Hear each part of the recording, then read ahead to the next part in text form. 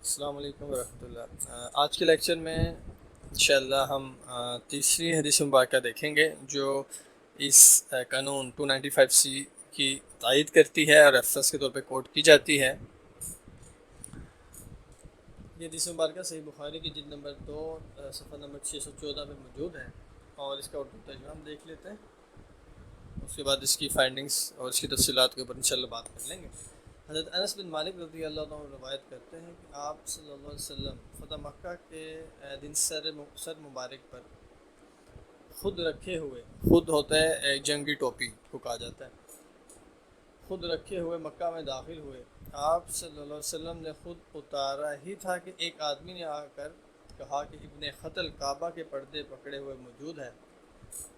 اس کے جواب میں آپ صلی اللہ علیہ وسلم نے فرمایا اسے قتل کر دو۔ اب اگر ہم دیکھیں واقعے کو کہ عام سب نے سنا ہے، پڑھا ہے اس کو کئی مرتبہ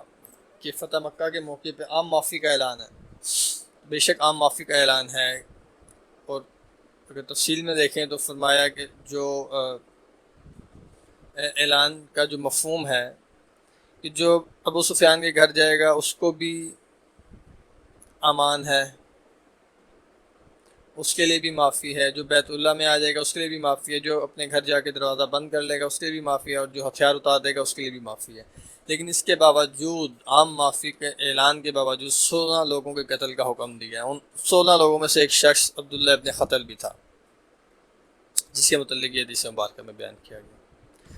عبداللہ ابن قتل بیت اللہ کا غلاف پکڑا ہے، رو رہا ہے، معافی مانگ رہا ہے، لیکن اس کے باوجود حکم دیا جا رہا ہے کہ اس کو قتل کر دو۔ وجہ کیا تھی؟ عبداللہ ابن قتل گستاخ رسول تھا، یہ گستاخانہ اشعار لکھا کرتا تھا، اور اس کی 2 باندیاں تھیں جو کہ ان گستاخانہ اشعار کو گایا کرتی تھی۔ اس کے قتل کا جب حکم دیا اور صحابہ نے اس کو ڈھونڈنا شروع کیا تو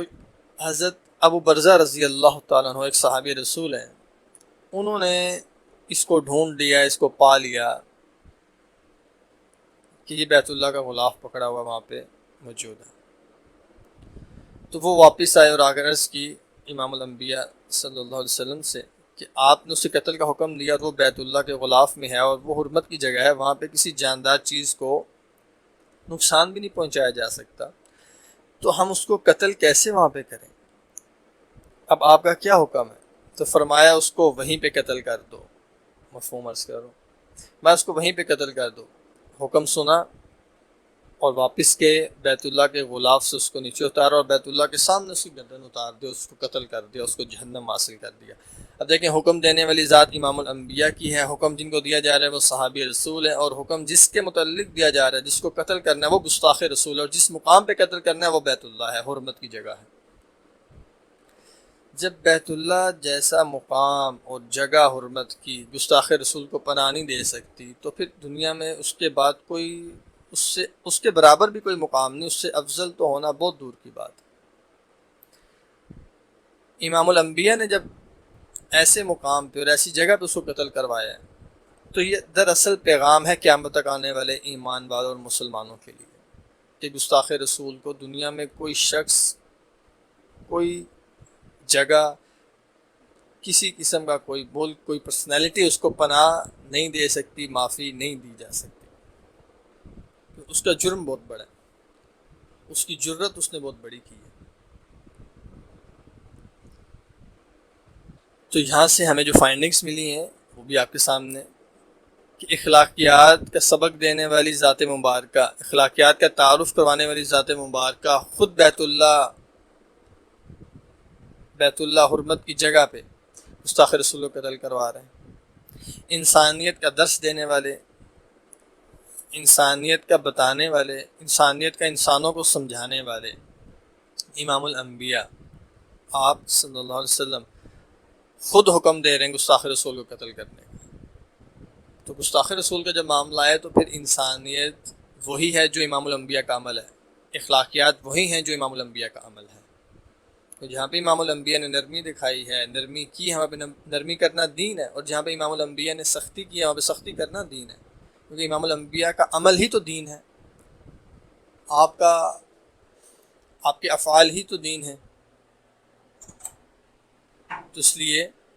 ہمیں اس بات کو سمجھنا چاہیے، اور اس پہ ہونے والے جو مختلف قسم کے اعتراضات ہوتے ہیں اس کا جواب اچھے انداز میں دینا چاہیے، تاکہ اگر اگلا بندہ سمجھنے کی نیت سے پوچھ رہا ہے تو اس کو بات سمجھ آ جائے۔ ہم نے آپ کے سامنے قرآن پاک آیات سے بھی ثابت کیا، امام الانبیاء کی احادیث اور آپ کی سنت و صحابہ کے عمل سے بھی ثابت کر دیا کہ گستاخ رسول کو جو سزا دی گئی وہ ایک ہی سزا تھی۔ اور اس کا خلاصہ کلام جو ہمارا پہلا اعتراض ہمارے اوپر کیا گیا تھا، اور اس کا جو جواب ہم نے دیا، اس کا خلاصہ کلام آپ کے سامنے آ گیا کہ جو گستاخ رسول ہے قرآن پاک سے، احادیث سے، امام الانبیاء کی مبارک سنت سے اور صحابہ کے عمل سے ثابت ہو گیا کہ دنیا میں اس کی سزا قتل ہے، اس کی سزا موت ہے، اور آخرت میں جو اس کی سزا ہے وہ ہمارا عقیدہ ہے، جو کہ قرآن میں بیان کیا گیا ہے کہ آخرت میں اس کی سزا جہنم کی آگ ہے۔ اور اگلی تفصیلات انشاءاللہ ہم اپنے اگلے لیکچر میں اس کو ڈسکس کریں۔